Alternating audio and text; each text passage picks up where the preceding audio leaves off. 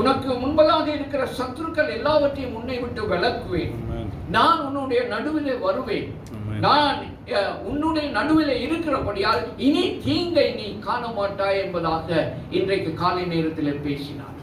அருமையான தேவனுடைய பிள்ளைகளை, தேவன் எங்களுடைய நடுவிலே வந்துவிட்டார் என்று சொன்னால், தேவன் எங்களுடைய ஆக்கினைகளை எல்லாம் அகற்றி, சத்துருக்களை அகற்றி, ஆண்டவர் எங்களோடு கூட இருந்து எங்களை ஆசீர்வதிக்கிறார் என்று சொன்னால் நாங்கள் எப்படி இருக்க வேண்டும்?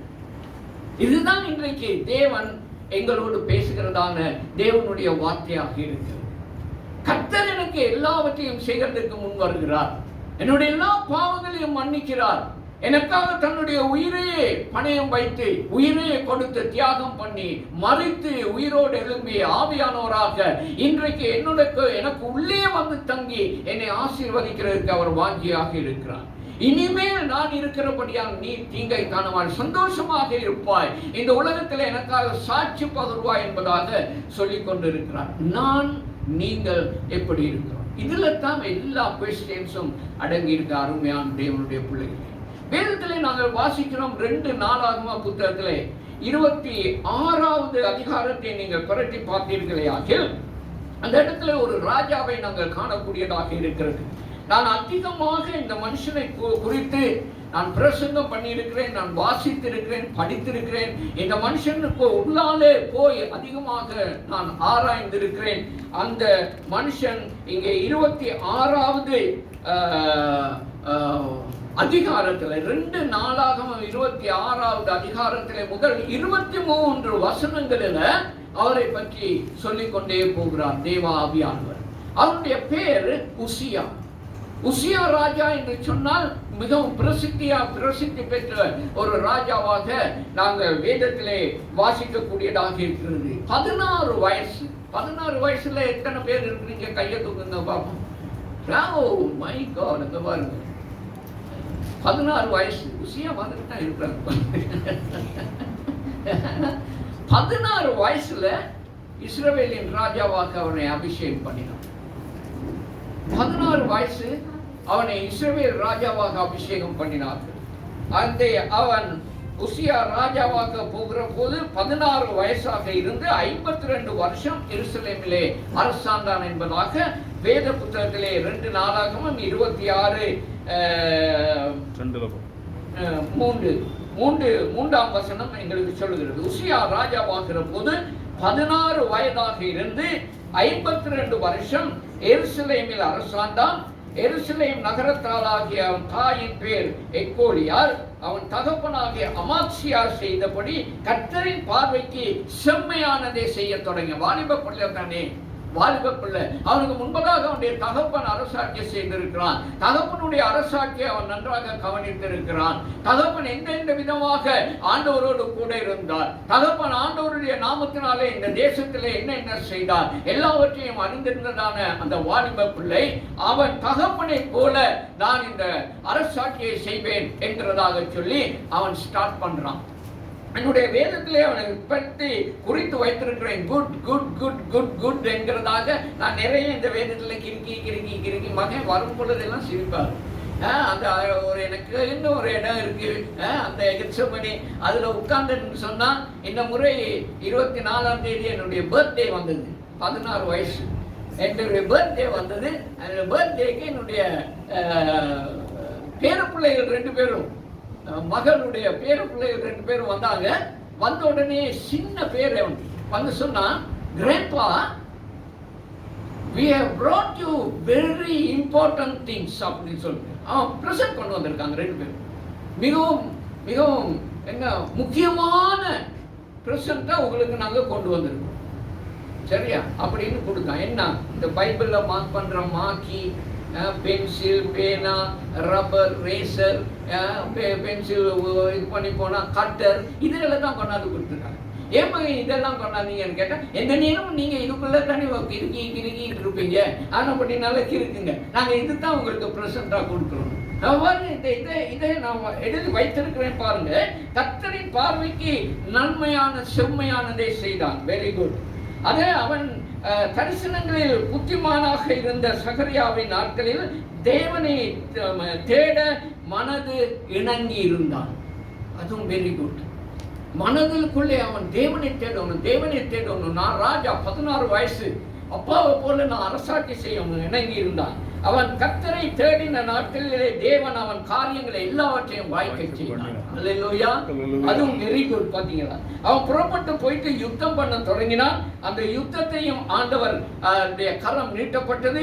யுத்தத்திலே அவனுக்கு தேவன் துணை நின்றார் என்பதாக 7வது வசனத்திலே நாங்கள் வாசிக்கிறோம். அவன் எல்லா ராஜா யுத்தம் செய்து அந்த மற்ற தேசங்களை பிடித்து ராஜாக்களை அவனுடைய வசமாக்கி அவன் பெரிய பெலன் கொண்டு மிகவும் 8வது வசனத்துல பாருங்க, அவனுடைய கீர்த்தி எகிப்தின் எல்லை மட்டும் எட்டினது, அவன் மிகவும் பெலன் கொண்டான் என்கிறதாக வாசிக்கிறோம். ஒரு வாலிப ராஜா எந்த விதமாக கர்த்தர் அவன் கர்த்தரோடு இருக்கிறான், கர்த்தர் அவனை ஆசீர்வதிக்கிறான். இன்றைய காலையில தேவன் சொன்னார், நான் உன்னுடைய நடுவில் இருக்கிறேன், இனி தீங்கை காண மாட்டாய், இனி நான் உன்னை ஆசீர்வதிக்க போறேன், நீ ஆசீர்வாதமாக இருப்பாய், இனி தீங்கை காண மாட்டாய். அப்படித்தான் அங்கே அவனுக்கு சொல்லியிருந்தான்.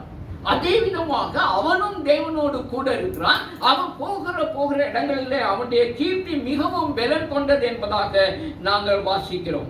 அதுக்கு பிறகு 9வது வசனத்திலே கோபுரங்கள், பாகாலுடைய மற்ற தெய்வங்களுடைய கோபுரங்கள் எல்லாவற்றையும் அவன் எருசலேமிலே மூலை வாசல், பள்ளத்தாக்கு வாசல், கோடிகள் வாசல் மேலும் கோபுரங்களை கட்டி அவர்களை பலப்படுத்தினான், தேசத்தை பலப்படுத்தினான். கோபுரங்கள் எல்லாவற்றையும் கட்டி சத்துருக்கள் நுழையாதபடி தேசத்திலே பெரிய காரியங்களை செய்தான். அடுத்த வசனத்திலே அவன் ஒரு விவசாயியாக, அவன் விவசாயம் செய்கிறதுக்கு மிகவும் ஆசையாக, அவன் ஒரு விவசாயியாக வெள்ளாண்மை பிரியனாக இருந்தான் என்பதாக வேதம் சொல்லுகிறது.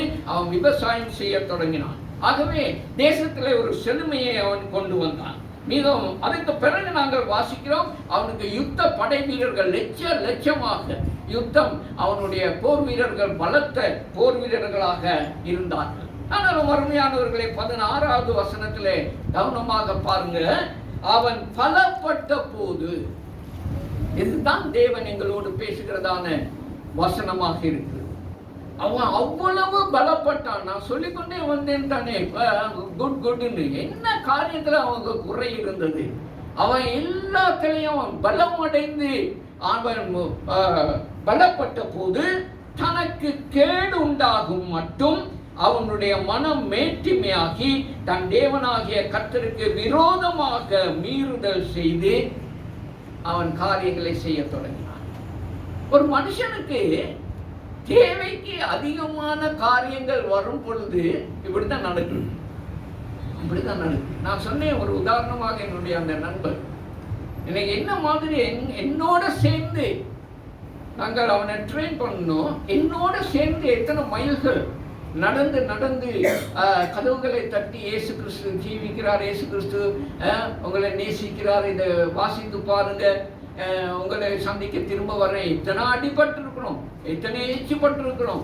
ஒரு பச்சை தண்ணி குடிக்காம அந்த காணில் போகிறதான தண்ணீரை நாங்கள் அள்ளி அதில் இருக்கிற பெரிய மரங்கள், அந்த மரங்களுடைய இலைகளை பிடுங்கி, கீழே இருந்த இலைகளை பிடுங்கி அந்த போய்கொண்டு இருக்கிற காணில் அந்த தண்ணீரை மெல்ல அள்ளி அதை குடித்து நாங்கள் ஊழியர் செய்ததால் நாட்கள் எனக்கு நினைவு வருது. ஒரு தம்பிலி கேட்கறதுக்கு இயலாத அடிபடுவோம். இங்க போக வேண்டாம் என்று சொன்னா நாங்க 10-16 ட்ரக்ஸுகளை கொடுத்துருவோம். மெல்ல போயிட்டு அடி, எப்படி அடி. நாங்க போகிறதான சைக்கிள், புஷ் சைக்கிள்ல தான் எங்களை கொடுத்துட்டாங்க. அந்த புஷ் சைக்கிள்ல வவுனியா, மன்னார், முல்லைத்தீவு அந்த பகுதிகளில் அதை வந்து எங்களை அடித்து அந்த டயரை வெட்டி அந்த டியூபை எடுத்து வெளியே போட்டுருவோம். இப்ப போ. ஆகவே அதை தூக்கி இந்த பக்கம் பேக் தொங்கும் 400-500 ட்ரக்ஸுகள், இந்த பக்கம் வந்து பைக்கை தள்ளிக்கிட்டு வர இல்லாத இந்த பக்கம் பைக்கை தொங்க விட்டுக்கிட்டு அழுது நாங்கள் வருவோம். இதுதான் நான் ஊழியம், அப்படித்தான் நாங்கள் ஊழியம் செய்தோம். வருஷ கணக்கில் 200 எவ்வளவு சொன்னாங்க அன்றைக்கு எனக்கு மறந்து, என் வைஃப் சொன்னாங்க 250 ரூபா மாதம் எங்களுக்கு சம்பளம் கொடுத்தாங்க. அந்த எண்ணில் வந்த உடனே வவுனியாவில் இருந்து வீட்டுக்கு அனுப்பேன். அம்மாவுக்கு சுகம் இல்லை, தங்கச்சியார் படிக்கணும், வீட்டு கூலி கட்டணும், வைஃபை அங்கே பாதுகாக்கணும், எல்லாத்துக்கும் அந்த 250 ரூபாயை வீட்டுக்கு அனுப்பிட்டு பச்சை தண்ணி குடிச்சு நான் இந்த ஊழியத்தை செய்யணும். எல்லாரும் என்கிட்ட, நான் ஹோட்டலில் மேனேஜராக இருந்தவே இல்லையா,